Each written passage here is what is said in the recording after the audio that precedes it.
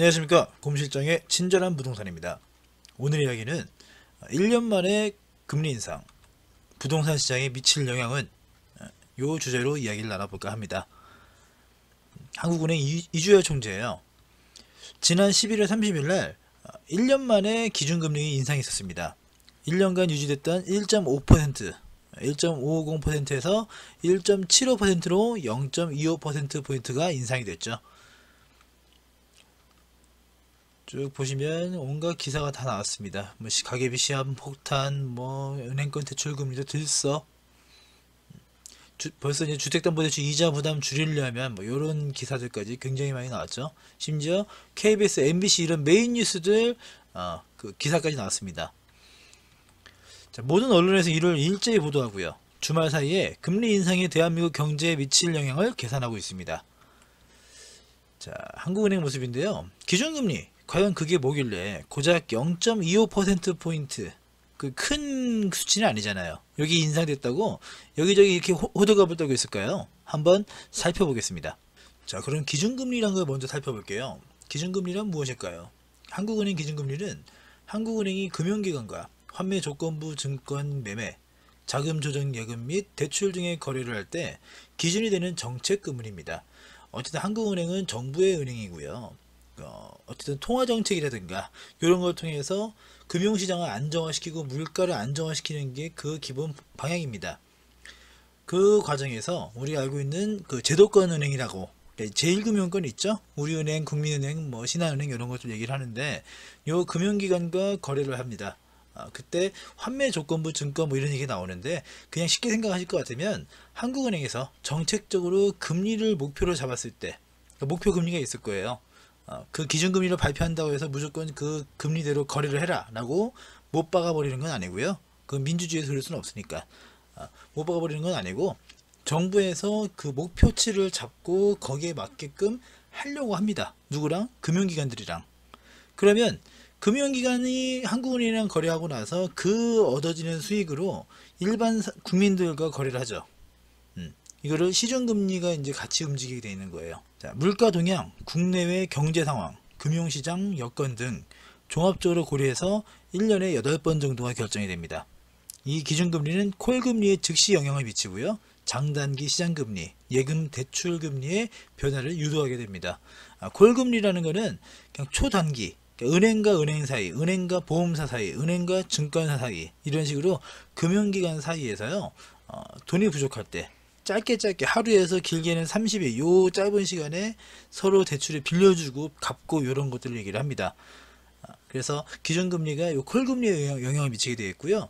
은행끼리의 금리가 변화가 된다고 하면 그런 것들은 자연스럽게 시장으로 연결될 수가 있게 됩니다. 그래서 이 기준금리가 발표가 되면 실질적으로 시중금리까지 쭉 연결이 된다고 보시면 될 것 같아요. 자, 한국은행의 기준금리 변동 추이입니다. 보시면 이때 뚜둑 떨어졌죠? 2008년부터 2009년까지 엄청나게 떨어집니다. 이때가 언제냐면 서브프라임 사태 때예요. 미국에서 미국발 서브프라임 사태가 벌어지면서 우리나라 금융시장도 굉장히 위태로웠던 시기였습니다. 그래서 요거를 막기 위해서, 그러니까 경기 침체를 막기 위해서 짧은 시간 동안 금리를 굉장히 많이 떨어뜨렸죠. 그러고 나서 2010년부터 조금씩 오르기 시작하더니 2012년부터 다시 또 뚝뚝 떨어지게 됩니다. 그래서 2011년 6월달 요때 이후로 약 6년 5개월 동안 계속해서 금리가 떨어지거나 동결되거나 반복하다가 2017년 11월달, 작년이죠. 작년 11월달에 처음으로 올랐어요. 0.25%에서 1.25%에서 1.5%로. 그 이후로 1년 동안 다시 또 고정되다가 지난 11월 30일 날 1.75%로 인상이 된 겁니다. 그렇다면 기준금리는 왜 낮추고 또 올릴까요? 자, 체크 포인트입니다. 경기 활성화, 물가 안정 등 여러가지 목적을 갖고 기준금리를 움직이면요, 아까 얘기했던 부분이지만 곧 시중금리와도 연결이 됩니다. 그래서 전체적인 시장의 움직임을 유도할 수가 있죠. 기본적으로 금리 인상의 목적이 있습니다. 화폐가치 상승을 통한 물가의 안정.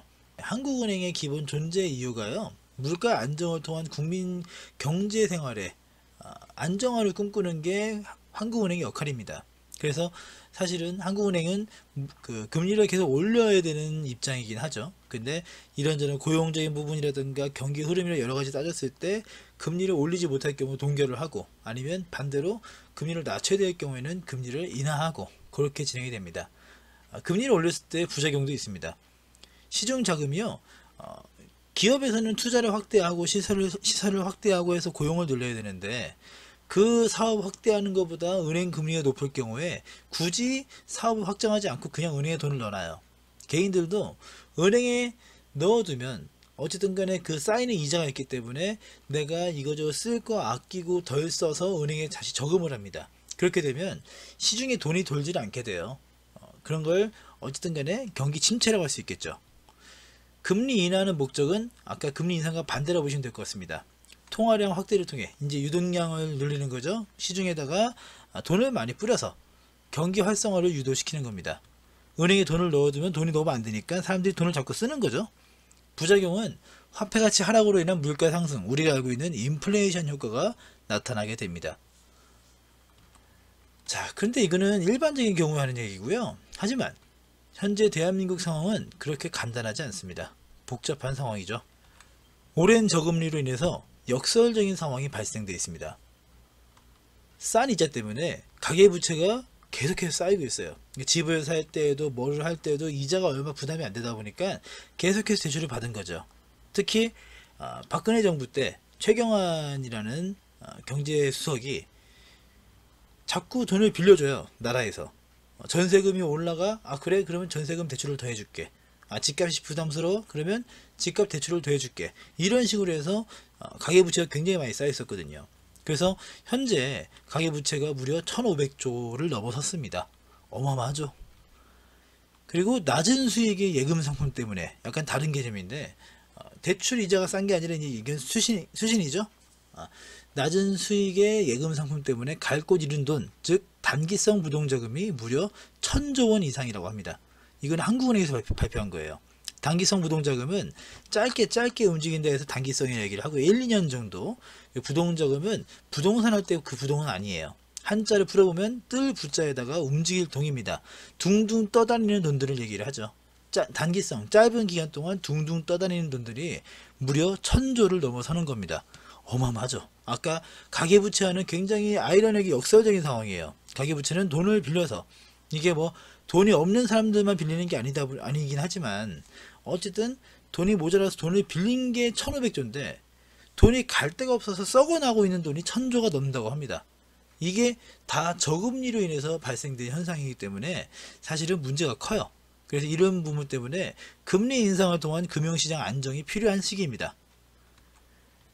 근데 문제는요, 또 금리 인상을 그렇게 맘처럼 쉽게 할 수가 없다는 겁니다. 가계부채가 1500조에 좀 전에 말씀드렸던 것처럼, 그러면 거기서 끝나는 게 아니라 자영업자 부채, 이제 어떻게 보면 우리 모든 국민들의 일부죠. 자영업자가 현재 600만 명이 좀 안 돼요. 대단한 인구죠. 근데 자영업자 부채가 600조 원에 달합니다. 그리고 이 1500조와 600조 원의 상당 부분은 변동금리가 적용이 되고 있고요. 그런데 이 상황에서 금리 인상을 단행할 경우에는요, 그 이자 증가 부담을 감당하기 어렵습니다. 특히 금리 인상이 불러올 경기 침체까지 더하면요, 가뜩이나 불경기인 지금 버티기 어렵죠. 그렇다고 제가 장난치는 건 아닌데요, 이 저금리를 올리지 않을 방법이 없습니다. 답답해요. 최근 들어서 국내 주식시장이 참 어렵습니다. 물론 주식이야 늘 좋았다 나빴다 하는 거지만, 그 원인이 외국인들의 과도한 순매도에 의한 국내 외국 자본의 유출이라면 심각합니다. 무슨 말이냐, 외국인들이 우리나라 주식을 계속해서 팔고 있는 겁니다. 몇 조 단위를 계속해서 팔고 있어요. 그러면 어쨌든 우리나라에 들어와 있던 외국 자본이 갑자기 쭉쭉 빠져나가면요, 그 공백 생각보다 위험합니다.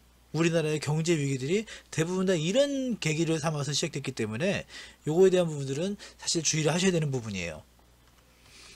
미국 기준금리가 현재 우리나라보다 0.5%포인트가 높아요. 그나마 이것도 우리가 0.25%를 올렸기 때문에 이 정도 차이밖에 안 나는 거예요. 원래는 미국이 우리보다 0.75%포인트가 높았습니다. 그리고 이번 달에 진행되는 미국 기준금리 발표가 전문가들은 어쨌든 약간의 인상률 예상하고 있거든요. 그러면 다시 또 우리나라랑 0.75% 이상 차이가 날 수도 있게 될 겁니다. 무엇보다 미국은 망하지 않아요. 리스크가 없어요. 진짜 영화처럼 외계인들이 와서 때려 부수거나 저기 유성이나 떨어지지 않는 이상 미국은 망할 일이 없습니다. 그래서 우리나라보다 굉장히 안전한데 수익률도 높아요. 그러니까 우리나라 들어있던 자본들이 다 미국으로 다시 돌아가고 있는 겁니다. 자, 결국 금리는 인상됐습니다. 어차피 인상됐어야 될 금리였기 때문에 어쩔 수 없는 부분인데요. 문제는 있습니다. 첫 번째, 이미 외국인 자본이 빠져나가면서요. 타격을 한참 입은 뒤에야 그 수습하듯이 인상이 됐습니다. 그래서 기사들 보시면 그 실기했다 그러죠. 그 기회를 놓쳤다고 얘기를 합니다. 차라리 적절한 시점에 금리를 올려버렸으면 요금 먹고 이거저거 부담은 됐을지언정 외국인 자본들은 좀 덜 빠져나가서 타격이 덜했을 건데 지금은 이미 타격을 입을 건 다 입고 그걸 수습하는 느낌이 드니까 그래서 요걸 또 먹는 거죠.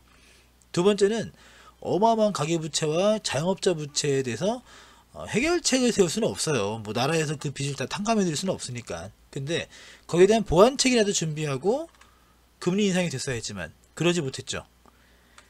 지금 자영업자들은 어쨌든 한시적으로 뭐 카드 수수료를 더 인하해야 된다든가 뭐 여러 가지 방법을 얘기를 하고 있습니다만 현재 정부에서 뭔가 정해진 건 없어요. 이게 나중에 굉장히 큰 문제로 돌아올 수도 있다라고 걱정하고 있는 중입니다.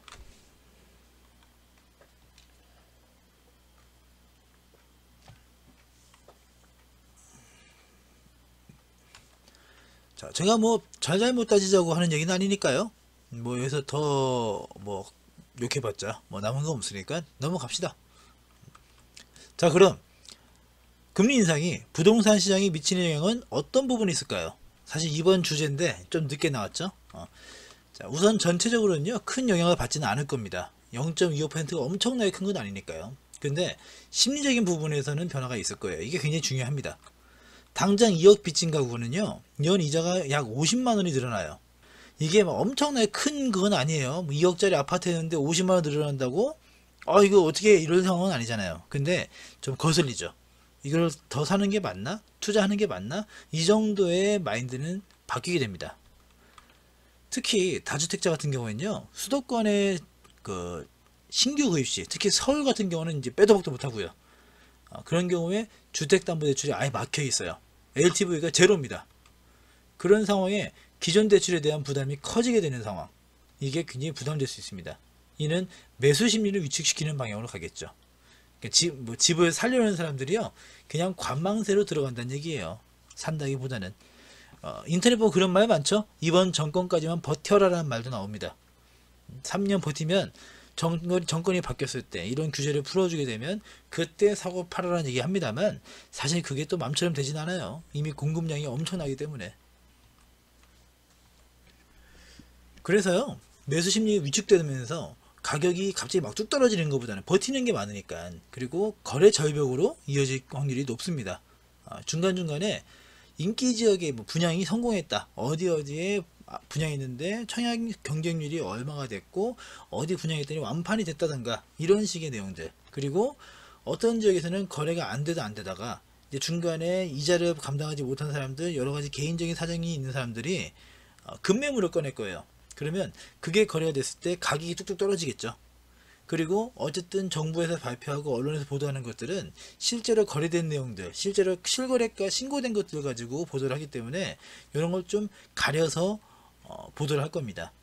이 중에 자극적인 부분만 언론에 의해서 보도되겠죠. 예전에 어떤 일이 있었냐면 정부에서 규제를 발표하고 나서요 바로 이제 직후인데 거래량이 확 줄었어요. 그러다 보니까 언론에서 거래 절벽, 규제로 인한 거래 절벽으로 뭐 주택시장이 어떻고 이런 부정적인 내용을 얘기를 해요. 근데 그런 그 규제가 발표되고 이런 상황에서도 거래되는 아파트들은 사실 메리트가 있는, 투자 가치가 있는 괜찮은 아파트인 경우가 많거든요. 그럼 가격이 좀 올라갔단 말이죠. 그러니까 또 같은 날에 어떤 기사가 있었냐면 규제에도 불구하고 아파트 시장 끄떡 없다고, 가격이 계속해서 오르고 있다라고 또 보도를 합니다. 우리가 좀 있어 보이게 말하자면 침소봉대하는 그런 언론이 되게 많습니다. 그래서 그런 언론에 의해서 부동산 시장이 좀 좌우되는 경우도 많고요. 아파트 시장의 경우에는요 현재 과열로 문제가 되고 있는 수도권은 금리가 오른다 해서 바로 급매물이 나올 일은 드물 거로 보여집니다. 실제로는 그동안 이미 조금씩 대출금리가 계속 올랐었어요. 그러니까 서울 주민분들은 그런 얘기 많이 하고 있죠. 은근슬쩍 계속해서 금리가 올라간다고. 그래서 이제야 새삼스럽게 이자 부담이 확 늘어나고 그러지는 않을 거예요. 물론 더 늘어나긴 하겠습니다만.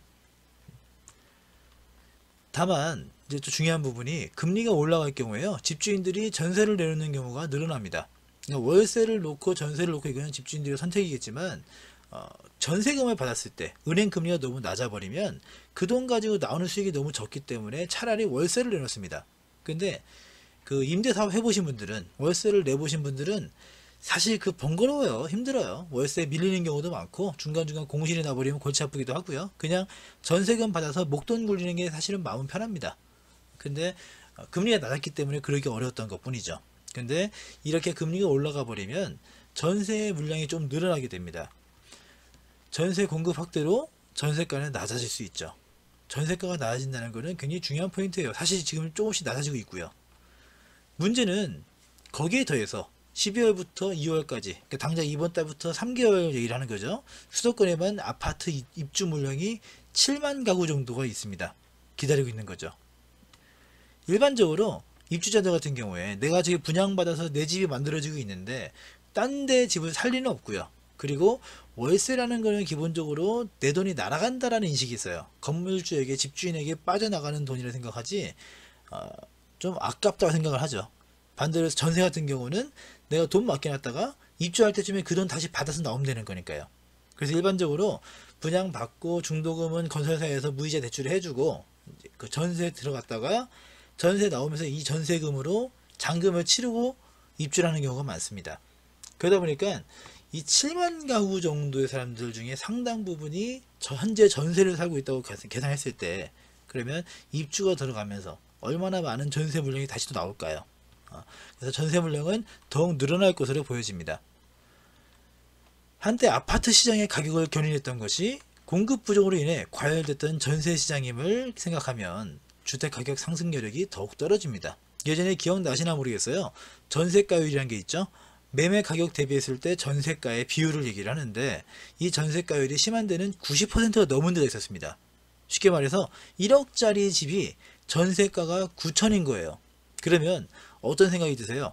아유 더럽고 치사해서 매년 이사하기도 힘들어 죽겠는데 1,000만 원 더해서 집을 사고 말지 라는 생각하는 경우가 많았죠. 그래서 전세가가 올라가니까 덩달아서 매매가도 올라갔던 경우가 있었습니다. 불과 1, 2년 전이 그랬어요. 그러면 그때 이 전세시장 때문에 집값이 막 올라갔었는데 이제는 전세시장이 조금 식어간단 말이죠. 앞으로 조금 더 빠르게. 그러면 이 주택가격 상승의 여력이 더욱 떨어집니다. 지금 주택시장 자체는 어떻게 보면 초과 공급 상태거든요. 근데 전세시장이라는 일부 시장에서 공급 부족 때문에 굉장히 과열됐다는 걸 생각하면요. 이제는 주택시장 전체적으로 과열된 경우가 없다라고 보셔도 될 것 같아요. 그러면 앞으로 집값이 올라갈 여력이 떨어지겠죠. 자, 그러면 정부 정책이 규제 일변도예요. 대출까지 자꾸 틀어막고요. 기존의 주택담보대출에 대한 부담이 더해지면서 금리가 올랐으니까요. 가격 상승 여력까지 떨어지게 된다면요. 아파트 시장은 대세 하락기에 접어들 확률이 높습니다. 어쨌든 살 사람들이 부족하니까요. 살 사람들이. 상가나 오피스텔, 오피스 등의 수익형 부동산 같은 경우에는요. 사실 대한민국에 문제가 많아요. 남이 살고 남이 장사하고 남이 일하는 곳을 그냥 수익형으로 보고 있다는 게 문제죠. 그래서 어떻게 하면 여기에 사는 사람들이 장사를 잘할까, 어떻게 하면 살기 좋을까 이런 거에 대한 고려는 거의 없고요. 어떻게 하면 수익률을 높일 수 있을까에 대한 고민만 하고 있습니다. 그러다 보니까 애초에 이 수익형 부동산의 수익이 가능했던 건요. 바로 레버리지 이펙트입니다. 우리가 흔히 얘기하는 지렛대 효과죠. 내 돈은 예를 들어 1억짜리 집인데 1억짜리 오피스텔인데 이걸 내 돈 다 주고 사면 이게 1억 1천만 원 됐을 때 그러니까 1억에서 1억 1천만 원 됐으니까 수익률이 10% 되는 거죠. 그 10%밖에 수익을 보지 못하지만 대출을 5천만 원 빌리고 내 돈 5천만 원만 들어가면 1억 1천만 원 됐을 때 수익률은 20%로 뛰게 됩니다. 그럼 거기다가 보증금도 더해지면 내 실투자금이 확 줄어들 경우에는 내 수익률은 점점 더 올라가게 되죠. 그래서 이 지렛대 효과라는 걸 굉장히 많이 활용한 게 수익형 부동산이에요. 그래서 어느 뭐 그 오피스텔이라든가 상가 분양하는 데 보시면 수익률을 광고하면서요, 대부분 다 뭐냐면 임대를 맞춰드립니다 라는 말을 합니다. 왜? 그 보증금까지 필요하거든요, 수익률을 맞추려면. 그래서 이런 함정도 있으니까 조심하시고요. 사실상 아파트 투자의 갭 투자와 마찬가지입니다. 높은 담보 인정 비율과 LTV죠. 그리고 낮은 금리 덕에 월세를 통해 수익을 거둘 수 있었으나 공급 과잉과 대출 규제 등으로 이미 공실률이 되게 높아졌고 수익률은 낮아지고 있는 상황이에요. 이게 전체적으로 수익형 부동산 시장이 지금 쉽지는 않아요. 이거를 제대로 알아보신 분들은 요즘에 다 그렇습니다만, 사실 이제 이게 또 마찬가지로 국지적인 부분에서 구간 부분 부분에서 수익을 내고 있기 때문에 아직까지 좀 묻히는 상황이죠. 특히 앞으로 1, 2년 사이에요, 공공임대주택의 입주가 시작될 경우에 원룸 오피스텔 등의 주거용 수익형 부동산들은요, 타격이 상당히 큽니다. 지금 이 공공임대주택 같은 경우에는 수도권에 있는 집인데, 그리고 아파트인데 사이즈가 꽤 돼요. 근데 월세가 10만원도 안 되는 경우가 많아요. 그러다 보니까 현재 수도권에 서울권만 하더라도요, 그 역세권에서 역에서 뭐 한 1km 아니면 500m 이렇게 떨어져 있으면 월세 30만원 밑은 거의 없습니다. 그죠? 근데 방 사이즈를 보면은 5평, 실평수 4평, 5평 이런 데가 더 많아요. 근데 30만원, 40만원 되더란 말이죠. 그런데 정부에서 만들어진 아파트가 한 10평 넘어 14평, 15평 이렇게 되는 아파트들이 월세가 10만원도 안 된다면 싸울 수 있겠어요? 기존에 있던 오피스텔이, 기존에 있던 원룸이 이걸 싸울 수가 없죠. 근데 뭐 다행인지 불행인지 공공임대주택이 여기저기 모두 다 들어가는 건 아니고 일부 지역들 들어가는 거니까 차이는 있겠죠. 다만 그 입지에 따른 수익률 양극화는 심화될 겁니다. 앞으로도요. 주거용 수익형 부동산 같은 경우에는 인근의 일자리 이런 거에 따라서 굉장히 좀 달라질 거니까요. 참고하시면 될 것 같고요. 오피스 상가 등의 공급 과잉 상태는요, 사실 되게 심각해요. 이미 종로나 강남이나 여의도 같이 기존의 3대 오피스 시장 같은 경우에도 굉장히 어려운 상황이에요. 공실률이 꽤 높아졌습니다. 거기다가 이제 상암 디지털 시티가 만들어졌죠. 그리고 나중에 용산 같은 경우도 점점 더 그 오피스 많아지고 있죠. 그리고 문정지구 만들어지고 이런저런 오피스가 늘어나면서 이제 마곡지구도 이제 들어가잖아요. 그러면 오피스 같은 경우는 지금 갈 길이 없다니까요. 상가 같은 경우에는 참 이것도 문제가 많죠. 너무 공급 과잉 상태라서 이제는 뭐 권리금 이런 것도 받는 데가 많지 않습니다. 자, 오래전부터 문제가 되었던 부분인데 금리 인상으로 조금 더 부각될 것으로 예상됩니다. 그리고 일반적으로 토지 매입 시에는요, 이제 토지를 보자면 대출을 크게 받는 경우는 드물어요. 아니 그 전에 은행에서 잘 해주지는 않죠. 그리고 직접적인 타격은 별로 많지는 않아요. 금리 인상에 대한 것들은. 근데 주택 개발 수요가 줄어들게 되면, 아까 얘기했던 것처럼 아파트 시장이 침체되면 당연히 주택 개발 수요가 줄어들겠죠. 그럼 결과적으로 시장에 영향을 받습니다. 근데 한정적이겠죠. 토지 시장은 금리보다는 개발 등의 영향을 받기 마련인데 이번 이제 금리의 영향에서는 그냥 넘어가겠습니다.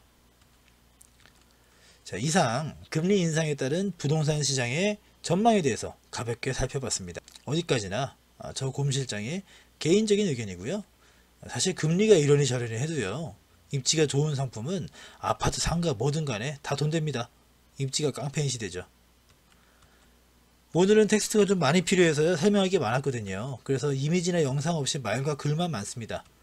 다소 지루하실지도 모르겠습니다. 죄송합니다. 자, 지금까지 곰실장의 친절한 부동산이었습니다. 시청해주셔서 감사합니다.